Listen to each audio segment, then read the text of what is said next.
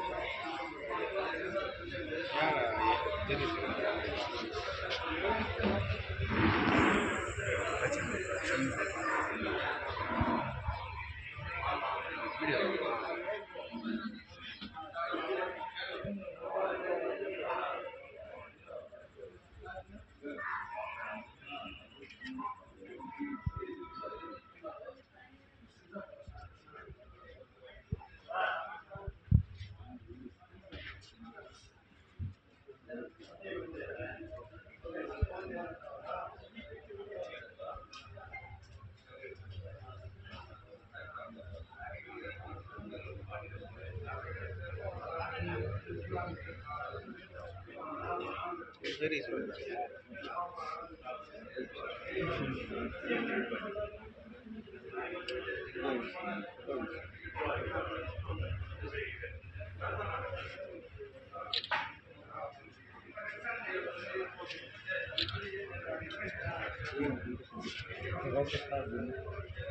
విచారించాను.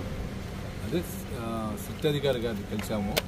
కలిసి మా రిప్రజెంటేషన్స్ ఏమేమి మా డౌట్స్ ఏమేమి జరిగిన ఇన్సిడెంట్ ముందు జరిగింది, తర్వాత ఏమేమి జరిగిందని కూడా లెటర్ రూపాన్ని మేము కంప్లైంట్ చేయడం జరిగింది. ఆయన కూడా ఎక్కడ ఏం జరిగింది కూడా అడిగారు సార్.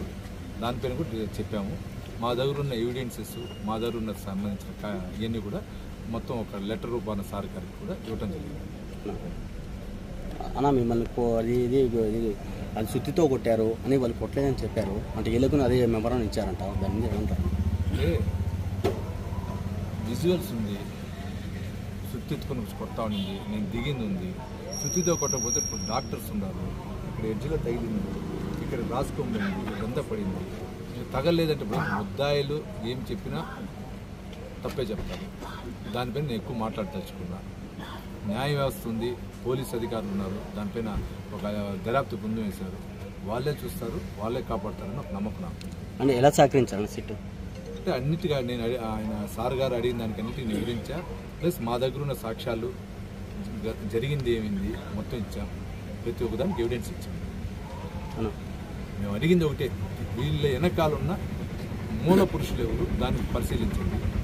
ఆ మూల పురుషులు పరిశీలిస్తే మొత్తం అన్ని బయట వస్తాయి. అన్న కొన్ని గ్రామాలకు వెళ్ళారు, అక్కడ ఏం విచారించని చెప్పారు? కొన్ని గ్రామాలకు వెళ్ళారు నా ఈరోజు. నేను అది అడగలేదు, అది డిస్కషన్ అడిగింది. మా గురించి అడిగారు, నేను చెప్పాను. దీనికి ఎవరు బ్యాక్ ఉన్నారు దానిపైన విచారించండి అని చెప్పి రిక్వెస్ట్ చేశాను. అంటే తిరుమల నగర్కి సంబంధించి తిరుమలలో బాలాజీ కాలనీకి సంబంధించి కొంతమంది అరెస్ట్ చేశారు, ముగ్గురిని, అంటే సంబంధం లేని కేసులో అనేసి వాళ్ళు.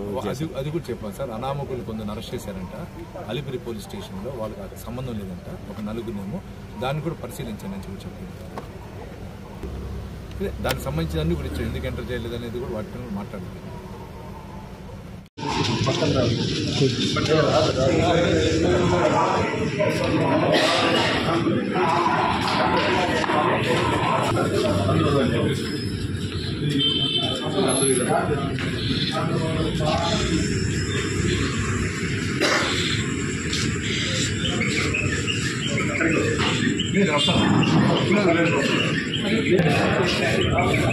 ఏం కాల్ ఫ్రాక్చర్ దాంతేనా ఆరోగ్యనా